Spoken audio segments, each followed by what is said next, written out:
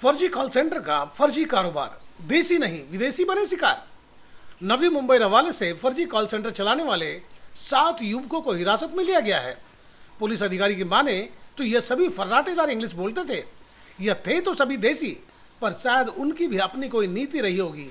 यह शिकार देसी को नहीं विदेशी को बनाया करते थे। इस गोरख धंधे में लाखों नहीं करोड़ों की जालसाजी की गई। पकड़े गए आरोपी सीधे अमेरिकन व्यक्ति को ही शिकार बनाया करते थे। शिकार करने के इन देसी युवकों के पास ऐसे इसके हथकंडे थे कि अमेरिकन नागरिक घबराकर इन युवकों के जाल में फंसकर अपना हजारों डॉलर का नुकसान कर लेते थे। यही वह 7 आरोपी है जिन्होंने करोड़ों के वारे न्यारे किए हैं, जिनसे रवाले पुलिस पूछताछ कर रही है। वहीं यह वह साजो सामान है जिसके द्वारा ठगी के कारोबार को अंजाम तक पहुंचाया जाता था। पुलिस के जांच में अब तक यह साफ नहीं हो पाया है कि इनका मुखिया कौन है और कितने करोड़ की ठगी के वारदात को अंजाम दिया गया है। आपको बता दें कि पुलिस के गिरफ्त में पहुंचे आरोपियों पर संविधान की कई धाराओं के तहत कार्रवाई की गई है।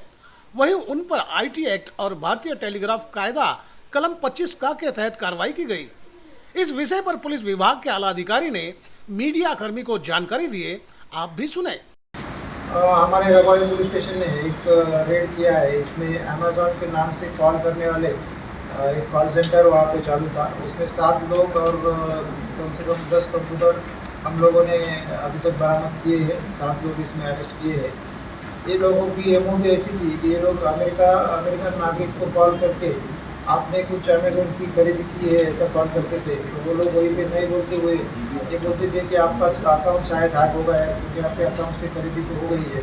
तो उसके बाद अगर ऐसा दोबारा हैक न होने के लिए आपको कोई सॉफ्टवेयर लेना पड़ेगा, कोई एंटीवायरस लेना पड़ेगा और उसके लिए कुछ गिफ्ट कार्ड से आपको पे करना पड़ेगा, ऐसा वो लोग बोलते थे। और गिफ्ट कार्ड उन्होंने खरीदने के बाद वो गिफ्ट कार्ड का कोड मंगाते थे और वो कोड से गिफ्ट कार्ड वैल्यू सब जो पैसा है वो पैसा वो फ्रॉड करते थे।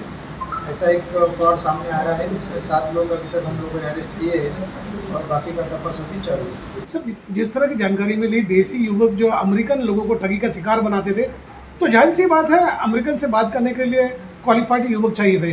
तो ये जो युवक है कितने शिक्षित थे, कितने साक्षर थे? 12वीं सीखे हैं, लेकिन इनकी इंग्लिश बहुत अच्छी है। हम लोगों ने उनकी ट्रायल ली तो इंग्लिश बहुत फ्लुएंटली लोग बोलते हैं, लेकिन इसका शिक्षा ज़्यादा नहीं हुआ।